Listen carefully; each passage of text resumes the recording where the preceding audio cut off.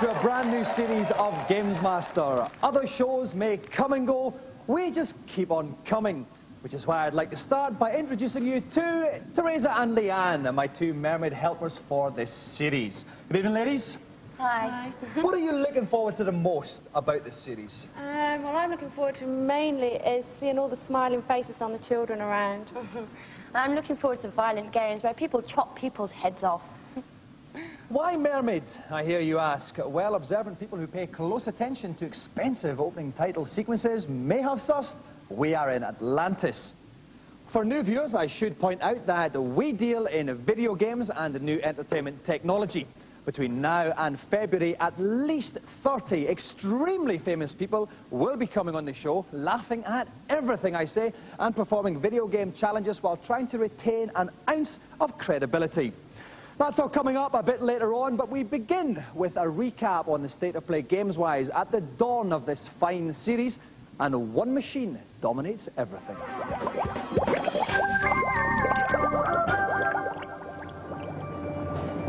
Yes, the biggest news since we were last on air has been the Japanese and American release of the Nintendo 64.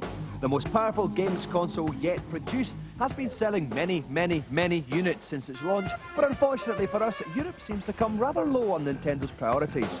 The machine won't be available here until April and will be sold at 250 quid, over 100 notes more than Yank blokes are paying for it. Only 3 games are available as yet, but there are plenty more in the pipeline.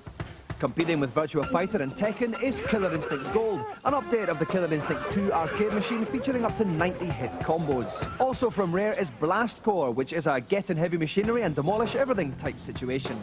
The first Doomstar shoot-'em-up will be Turok Dinosaur Hunter, which bizarrely enough involves hunting dinosaurs and bearing the name of Turok. From Nintendo itself come 3 updates on some old classics. Star Fox 64, in which our furry forest friends clamber into spaceships and engage in interplanetary war. Kirby's Air Ride features everyone's favourite shapeless pink ball. And the one we're all dying to play, Super Mario Kart 64, which if it's even half as good as the SNES version, will be twice as good as Hepatitis. These games are all in the future, but the game that set the standard that everyone has to meet is undoubtedly Mario 64, which is surely the most compelling reason to hurl your financial spew on the new machine. Many people are calling it the greatest game ever written, and indeed, the first event of this new series features none other than the wee plumber himself. Greetings, everybody, and welcome to my deep-sea domain. My first challenge couldn't be on anything but Mario 64 on the Nintendo 64. And I prepared a particularly difficult task to get things rolling. First, my hapless contestant must negotiate the formidable platform perils of the final level in which nerves of steel are required if he to avoid falling to his doom. Next, assuming he's still alive, he must take on the awesome spectacle of Bowser, the game's final opponent, and a creature armed with an array of unpleasant weapons. I'll give my contestant 3 minutes to complete both parts of the challenge, a measly amount that leaves little room for error. So, please welcome our first contestant of the series, Mr. Nathan Souch.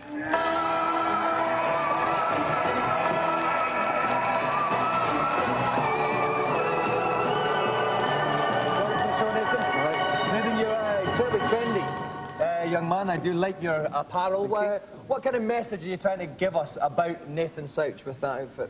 Look at me, love me, adore me. Now, you're a carpenter, Nathan. I would never have put you down as a carpenter. Why is that? I would have thought you kind of either club DJ or petty criminal or something. Do you know what I mean? You've got that kind of trendy yet dangerous look. Now, you bought an N64 in import. Yeah. How much did it cost you? £300. £300. Some people have been paying up for like 700, 800, didn't they, when it first came out? Has it been worth your £300 wad? Definitely. Yeah? Definitely, yeah. Okay. Nathan, if you'd like to go and sit down, and I will go up to the commentary box. Okay, in Series 1, he was plain old Kirk Ewing. This series, he is plain old Kirk Ewing from Viz. Congratulations on getting employment, Kirk. Thank you very much. Let's hope it lasts. Okay, now Mario, the possessor of a very fine moustache. Indeed. Kirk, how important is facial hair in the 90s? Well, facial hair is very important in the 90s, and of course Mario is sporting a fine moustache, as popularised by David Seaman. And many of our nation's police force. Yes. OK, Kirk, the first part of this challenge, platform-orientated. What tips can you give Nathan? Well, this is the platform game of the moment. The best tip I can give him at the moment is to try and use the camera well so that he can see round the various platforms, because it can be a bit tricky in the perspective, and you obviously want to see where you're going. OK, then. This is a two-part challenge. The first part is on the final platform section of the game. Nathan has 3 minutes in total to do both parts of the challenge. We reckon he really wants to be doing the first one in certainly less than 2 minutes to have any kind of a chance against Bowser in the final part. Best of luck then, Nathan. Your time begins now. So, off goes Nathan. That's Mario, a very familiar red-hatted character. A bit of a seesaw action there, Kirk. Seesaw action straight onto the checkered platforms. You notice he turned the camera right away there, which has given him an extreme advantage, and he's used that Was that a shortcut there? That was a shortcut. Hits the button and up pop the steps, and he's just got to get up to the top of the steps before they disappear, turn flat again, and he slides down. Well, he's successfully done that. He's been off for 22 seconds onto some kind of Lego texture thing here, Kirk. It's the Lego texture. Up the top is a... He's got a burning bottom. It's a Vindaloo experience, Kirk. It certainly is. Now, he stopped on that one. You don't want to experience that thing twice in a day. But he's done this very well. He's not lost a lot of health. And on he comes. Now, he's got to keep running along, jumping over these blocks, and then back on the platform to keep going. So basically, his pace is dictated by the pace of the platform, Kirk. That's going to be exactly true. He's going to be quite slow in this bit, but he's, OK, he's safely over that onto some revolving platforms now. Where's he going to go now, Kirk? He's going to go right up the pole here, shimmy up as fast as his little legs can carry him. An experience that we're all familiar with from the gym ropes in school, Kirk. Certainly I am not. OK, for 1 minute, 12 seconds gone. Remember, we're looking for under 2 minutes at the end of this section. Another sliding platform. Another sliding platform. This one comes out up to the top of the pole, and yet another sliding platform, just like you would experience in daylight. OK, he is just evading little black bomb guys and everything. Yep. On to yet now. Don't tell me it's some more revolving platforms, Kirk. You've got it. Some more checkered revolving platforms, this time revolving, and and yet another set. Yep, this is just what we expect. He's been going for 1 minute 40 seconds. In the horizon there, you can see the green pipe. That's what he's got to get down, Kirk. What's this little... This is sort of wind blowing towards him. A very interesting, expensive particle system they're using here. But he's got to just get down the green pipe, and that's the first part. 152, 153, and he's through the pipe. That's the first part of the challenge completed. Well done, Nathan. We're now going to go into our review section. The idea is cunningly simple, okay? We take a video game, right, and we say whether it's good or bad, allowing you, the viewer, to make a more informed purchasing choice. Everyone's a winner.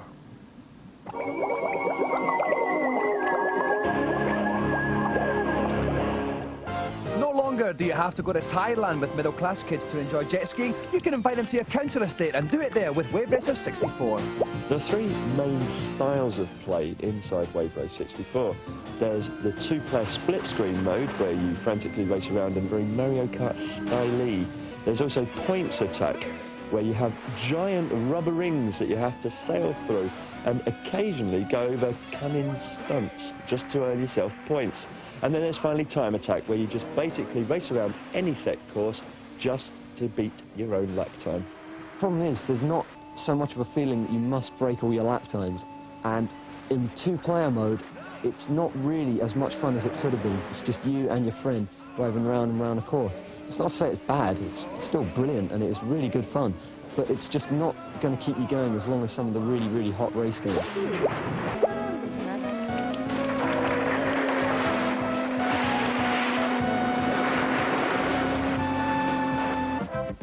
And finally, a quick look at the game which drew its inspiration from those classic Claire Rayner ads, Pilot Wing 64. As with the original Super Nintendo Pilot Wings, the idea of Pilot Wing 64 is to complete set missions. There are about 27 in total, covering 3 different contraptions. You've got the jetpack, the gyrocopter, and the hang glider. The problem I have with Pilot Wings N64, though, is the graphics themselves. They're not very good, not in comparison with other N64 games. But the gameplay is so superb and so engrossing that it really doesn't matter.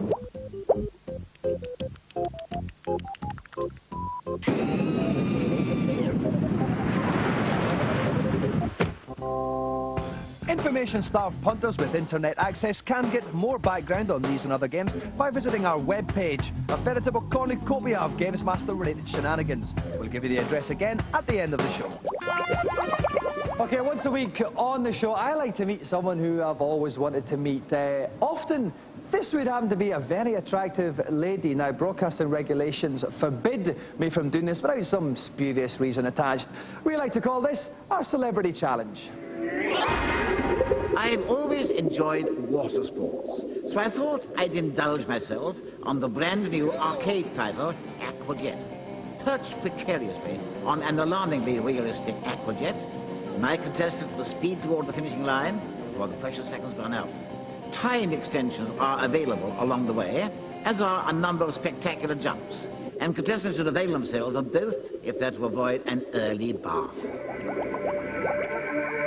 It gives me especially great pleasure to introduce today's guest because I feel like I've grown up with this woman from when I was a very, very young man. I have studied her career very, very closely indeed. Please welcome Sam Fox.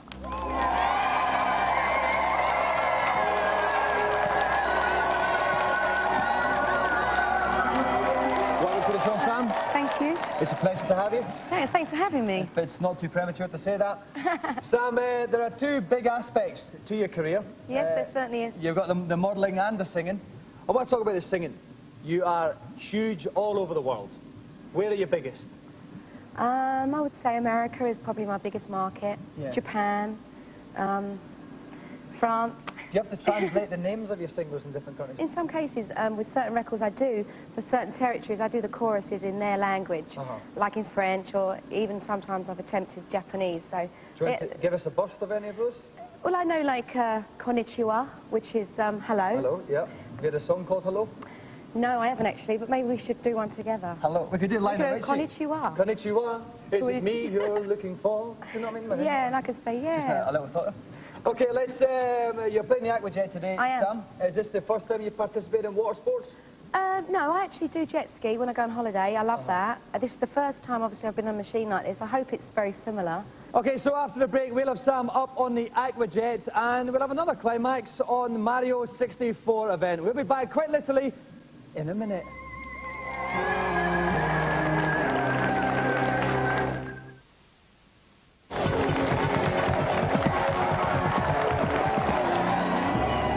Welcome back to Gamesmaster. Well, for years I've been trying to make her come. Sam Fox, though, is finally on the show. We're very happy about that. She's about to play Aquajet. And I'd like to welcome back an old friend from last series, Mr. Derek Lynch, beside me in the comedy box. Okay, well, Derek, you are from Namco Wonder Parks. You know all about Aquajet. Give Sam some advice. Well, what Sam has to watch out for, as Aquajet picks up speed, just remember to lean gracefully into those curves to keep control, and also to hit the ramps square in the middle. Okay, thank you very much, Derek. Sam has to get round one lap before her allotted time runs out. Best of luck, Sam. Off you go. Okay, we can see the time at the top of the screen, 34 seconds left. There will be time extensions as Sam gets through various stages in the course. Top left-hand corner, you can see a map, and that details how far in the course she is. She's doing a good start, she's up to 10th place, but we're not worried about the placings there. We just want to see a nice, smooth ride. That's right, she has control there. She hasn't hit the side. She's moving quite well there, leaning into the curves, keeping nice control. That's great. She doesn't want to take the turns too wide, though, because obviously that's going to slow her down a little bit. That's right. But it's going very well. Bit of a time extension there, 39 seconds left. Big jump coming up there. If she hits this jump well, she's doing it well. Great. Straight on and then immediately into a right-hander. But this is still okay. 30 seconds left. She can still do it, Derek. That's right, she can. If she's very careful between this cave. Okay, through the cave. And, oh, where's the floor going? Oh, she's under the water. She's under the water. I thought we'd lost her. I thought I was going to have to dive in and apply mouth-to-mouth there, Derek. Was she getting our time extension soon, Derek? Yeah, looks like she's going very well, handling the waves. Here we go, there's another time extension coming up, 30 seconds. I think that's her last one now, Derek. Okay, she's moving, taking this curve. Will she avoid those? Yes, she has. That's good enough. It's almost a chicane there now. Jump contest, Derek. She wants to hit the big one straight on, doesn't she? She's done it. Yeah. Number 2. Here's the first one. Number 2, the third big one. Oh! Not quite on the small one, but that's still not bad. 11 seconds left to finish the race. I think it's just round this turn. Then the left-hander. I think it's going to do it, but the time's ticking away. 5 seconds left. 4, 3, it's going to be very close. 2, 1, there's the finishing line. She just does it. With literally no time left, Sam Fox does the challenge. That is one of the closest challenges we've ever had on any series of Gamesmaster. Tell us how it felt then, going around wielding this huge big machine. Well, actually, it's very realistic, I must say. It's very close to the real thing. What about when you were coming near the end? Were you worried at any point you weren't going to do it? Yeah, with the big jump, when I went under the water, I was kind of thinking, well, how am I going to get out of this? But I lifted the thing up, I don't know what it's called, the handlebars. Things fine, handlebars. And I pushed them up, and I seemed to come out of the water, and it was really good. It's amazing what can happen when you lift things up. You watch it, I'm going to... That wasn't bad. I managed to go about 2 or 3 questions there, Sam, without saying anything remotely rude. It's great. It's a sign of intelligence, you know. Thank you. Thank you very much. And, right, I'm not even going to try this now. Sam Fox has got the better of me. I'm going to bow out gracefully. Thank you very much for coming on, Sam. Cheers. And you are one of my favourite winners of the Golden Gamesmaster joystick.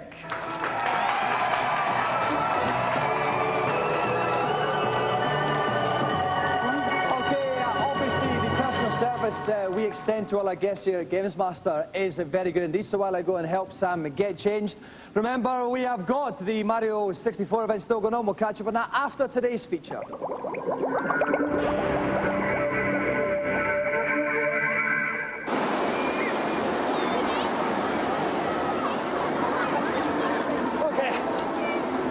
You're probably sitting at home thinking, oh, once again, Dominic's been jetted off to the other ends of the world to laze about on some beach. Well, you're exactly right, except this time the beach, like 70% of my body, is artificial. Forget your weenie water parks. This is the largest man-made beach in the world, located right next to the real beach over there. I'm actually in the Sagaya Beach Resort in Japan, and obviously I'm something of a cultural ambassador for my country, which is why I have brought the British Beach Essentials, football top, knotted hanky, and large British belly. Now, luckily enough, here's one I made earlier. Sagaya is a total Guinness Book of Records type place. Apart from the biggest automatic roof in the world, it has a beach made entirely of ground marble and a wave machine that generates 10-foot breakers. And of course, this being Japan, the beach itself is just one of a multitude of attractions on offer to the jaded jet setter. Okay, this may well be the most high-tech resort on the face of the planet, but they still have queues, obviously, to make British people feel at home. This ride is called the Water Crash. You have to watch film of like water-orientated stuff, and you get splashed with water in a kind of tribute to the gunge tank on those house party. The idea is to terrify the audience by simulating a whitewater rapids ride. Personally, I was more terrified by the potentially disastrous combination of real water and high-voltage electrical equipment.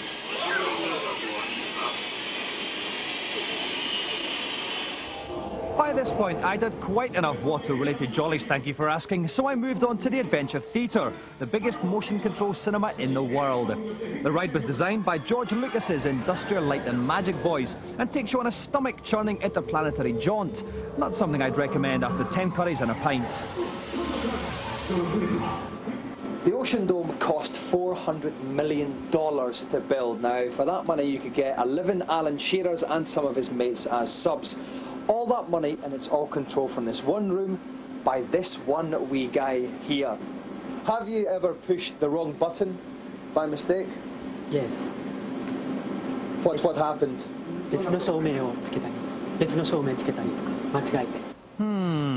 Impressive technology is all very well, but come on, we all know the real reason why people go on holiday. Do you get a lot of single people coming, like gangs of boys, gangs of girls? Yes, yeah? Enjoying day. Is it a good place to pool? Yes, I think so. Yeah? Yes. Oh, excellent. Have you pooled?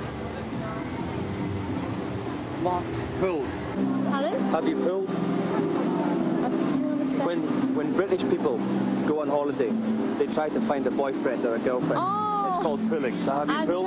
I just go to Japan for sightseeing. No. I have a girlfriend already in Hong Kong. All right. Okay. But so why didn't you bring her here? Because it is very expensive. Right. And you wanted to go in the pool, didn't you? You did. I see. I got him. A hard day's pooling at Sagaya is rounded off by the light show, a technological frenzy of lasers, water cannons, and appallingly cheesy acting. It's a monument to bad taste, guaranteed to send you to bed in a hurry. Sugaya is Japan's ultimate high-tech holiday solution, and no doubt in the not-too-distant future, all of us will be spending our holidays in something similar. I can hardly wait. Okay, it's all about to get rather exciting here, because young trendsetter Nathan Souch has earlier on in the show completed the first part of his two-part challenge on Mario 64 on the N64. He got right through the final platform bit. Now he's got to do battle with Bowser in the game's very, very final level. We gave him 3 minutes to do both parts. He took 1 minute 53 to get past the platforms. Now all you young mathematicians out there will know that leaves him 1 minute and 7 seconds for the final part. Kirk, is that enough time? That is just about enough time, but he cannot make one mistake at all. I mean, I've never seen this done in that sort of time scale. He's really just got to get in there and get it right first time. How does he get it right? What he does is he gets Bowser to try and chase him to the edge, does a somersault over the back, grabs him by the tail and throws him into one of the bombs that are placed round about the edge of the platform. If he can do that 3 times, then he's got the big guy down. Okay, best of luck, Nathan. 1 minute 7 seconds to do it. Your time starts now. Okay, so he lands in the Bowser's lair. There is the big guy. And he's saying, where have I happened to that Dexter Fletcher bloke from Series 3? Okay, he's running. Is Bowser going to chase him now, Kurt? Bowser should just chase him now. Oh, he's perfect. Does a somersault over the top, grabs him by the tail. That's it. That's the first one, the first hit. 2 minutes, 12 seconds. Smasher. Okay. Once again, round to the next bomb. You can see him here, and Bowser's just got a little sniff of his scent there. Off he goes. Another perfect jump. Successfully behind the big fella. Grabs him by the tail and wallop. Again, 2 minutes, 27 seconds gone, 30 seconds left. This looks quite easy though. Yeah, well, what's going to happen now is that once we get 2 of the bombs, bits of the platform start to drop away. Now this makes it considerably harder because you've got to aim right out towards the bomb. Oh, and Bowser sent out one of his kind of small thermonuclear devices there. Which have happened in all our pants in the past, Kurt. Not mine. Okay, he's only got 15 seconds left here. He's basically going to have to hit the bomb first time, Kurt. Yep, using the little analog joystick to spin him round, which is looking great at the moment. That's a big old swing, but he's going to have to hurry. He's got 4 seconds left. 5 seconds left. That's it. He's done it. Bowser tops it with 4 seconds left. Nathan Souch, the first winner of the series. Well done, Nathan. Okay. Now, 4 seconds left at the end there. It's quite tight, but you didn't look as if you were ever in any trouble. Were you at all? No, not really. But Bowser can turn nasty sometimes, so...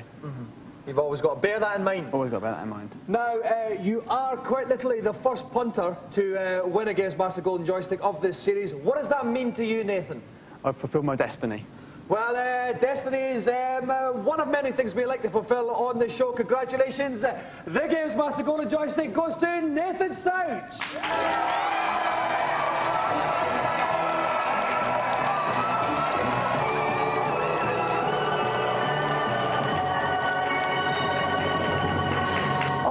Show 1 safely in the bag, and next week we've got more N64 shenanigans with an exclusive playing and showing of Killer Instinct Gold plus Red Dwarf's Danny, John, Jules on the show. We'll see you in 7 days' time, and I leave you with this thought.